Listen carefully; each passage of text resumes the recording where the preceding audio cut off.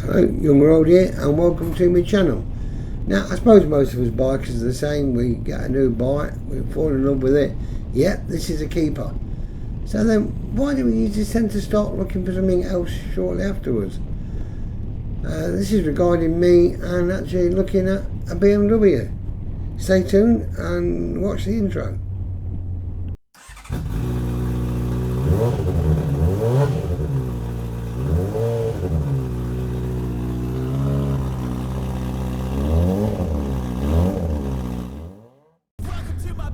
With me, it isn't about getting bored or fed up quickly. It's more about the case that, have I got the best bike to suit my needs and my expectations? If you see my videos on the reason I sold my ZZR 1400, bikes I loved, you'll see that the reason we parted company was down to my aching knees after a long ride. The previous 2 years of owning two ZZRs, my knees were fine. But sadly, age creeps up on us.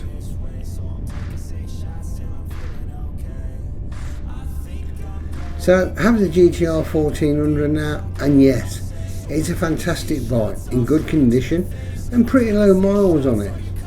And it really does everything I need it and want it to do, including more miles and the bonus of my knees feeling okay after a long ride.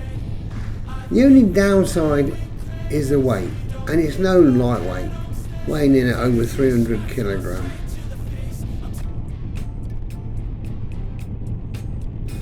I've gotten around the problem of getting out of a parking space. I just remember that if there's a slope, I make sure the rear end goes in first so I can ride out. Riding down the slope is a no-no, unless my wife is with me to give me a pull back out.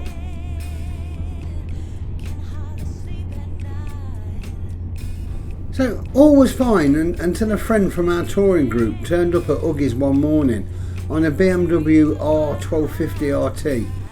I was having a look, as you do, and then he invited me to have a sit on it. Oops, a fatal mistake. And no, I didn't drop it. It was fatal from the fact that although it's still a heavy bike, it did feel more manoeuvrable than lighter than my bike. I asked the owner of the BMW to sit on mine and lift it off the side stand. His facial expression said it all. His comments were, "How the hell do you manage the weight of this?" Now, my wife has no problems getting on and off the GTR when the panniers are not on the bike, but when they're on, it can be a little bit of a struggle for her. I'm always having to polish out boot marks from the top of them. We tried the BMW RT for size, and yet it was a lot easier for her to get off and on than the GTR. I must admit, she did like the idea of the heated seat as well.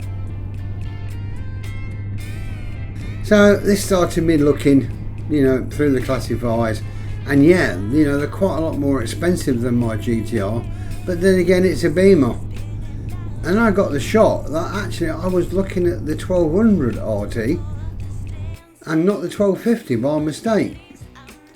So I started doing the maths on a 1200 and realised that I'd have to trade in the GTR plus 3 grand of my hard earned cash, and I would end up with a bike about the same year and actually slightly higher mileage and less power than my GTR. Now, sitting there scratching my head thinking, no, this don't make a lot of sense to me, paying extra cash to own a BMW badge and a bike which is more or less the same as what I've got. So I thought, okay, let's have a look at the 1250 prices as well. Now, obviously, these were going to be a lot more money, and it's still going to cost me an extra £5,000 to £6,000 to change. But at least I get a newer bike with less miles on than the one I've got. I've actually since noticed a lot of RTs on the road, so they must be a popular bike. So more research was done, more YouTube videos were watched, and I actually managed to speak to quite a few owners of the RTs. One good conversation actually was with a couple outside a local dealership, and they were on their 1250. I went up and said, you know, nice bike, and they said, yeah, it is a good bike with more than enough power, but it didn't excite him like his last bike did. I asked what that was, and he replied, a GTR. But the problem is, he always has new bikes, and due to the Euro malarkey, the newest GTR you can get in the UK is a 2020, and he was after a 2022, so he opted for the 1250 RT instead. I must admit, I did feel quite good about that comment.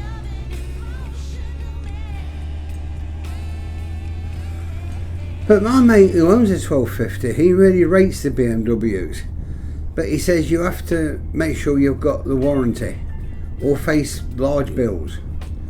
And I have to admit, every time I see him, his bike has gone in yet again to fix more electrical faults.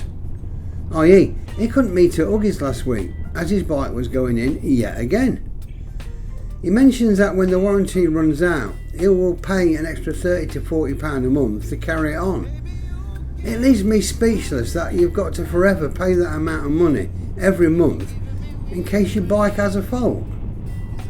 I mean, I had a additional warranty, £250, when I bought my GTR. The dealer says you won't need it, but as they owed me money on the trade-in, I thought rather than have the cash, I'll have the warranty. But he was totally right. The bike's been absolutely faultless.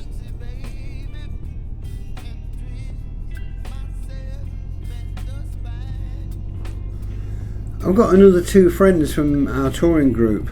One says he's always fed up with having new batteries on his BM, even though it's kept on a charger. Where another friend from the group said he almost gave up biking due to constant massive expenses with his BMW, well, short BMW ownership. Luckily he managed to get rid of it. Now, I've noticed that most of the faults tend to be on the electrical side and not the mechanical. I've actually just read an interesting survey that said for the longevity of a bike and how well the engines last, BMW took the #1 spot, but for general reliability it only took #5 spot, with the four main Japanese bikes taking 1 to 4. Sticking with the electricals on the BMW, I imagine that a lot of the gadgets on them may never get used by me. Example, after 26 years of riding, touring and instructing, I've never felt the need to adjust the suspension on any bike. If it's just me or my wife and luggage, I've never noticed the difference. Now, these BMW suspension, they change automatically, which may be good until it goes wrong. And one of the most popular BMWs we see is the GS in various sizes, and here again, but there must be a reason why they are so popular and highly regarded. So the main feedback and opinion I've been given from owners is that a warranty is pretty vital just in case. So if you're buying a brand new one and you get a 3-year cover, then that's great. And I suppose some people will just change it and have another one 3 years later. But that's if you want to keep forking out that amount of cash. But I wonder how many buyers do that. I wonder how many owners do one of these deals that they do on many cars, where you pay a monthly sum for your brand new bike, and 3 years later you either give it to them back and do it again, or you pay off the remaining balance of the bike and then keep it.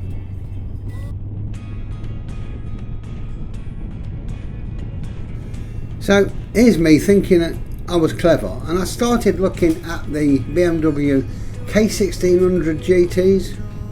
Assuming as these bikes are a monster weight, about 340 kilos plus, they might not be as popular as the RTs. Now, would that make them cheaper? Now, I know weight wise I'm headed in the wrong direction, but the big plus is that they have a reverse gear, so that should make life a lot easier. Yes, they are cheaper, until I realised that the reverse gear was not fitted until 2017. And guess what happens to the price then? Oh yeah, you guessed it, the price shoots up quite a lot. I'm lucky that I've got a good bike and I don't really need to change it at the moment. Maybe if I do start to struggle with the weight, then yeah, you know what, I'll have to do something about it. My wife's comfy on the GTR. I said, as I mentioned, the only problem is getting off and on with the panniers attached. But if we go on a long day's ride, we'll only have 3 or 4 stops, so it's not a major hassle. When we get to the destination, we'll take the panniers off and then it's no problem. So would I have a BMW? Well, I'm not saying no. Who knows, I might see a bargain down the line, and who doesn't love a bargain? But for now, my GTR is still a keeper, and I'm just looking forward to doing more riding and tours on it. So I hope this content's been of interest to you. If you do, please do the tips, like and subscribe, and as always, take care, ride safe, and bye for now.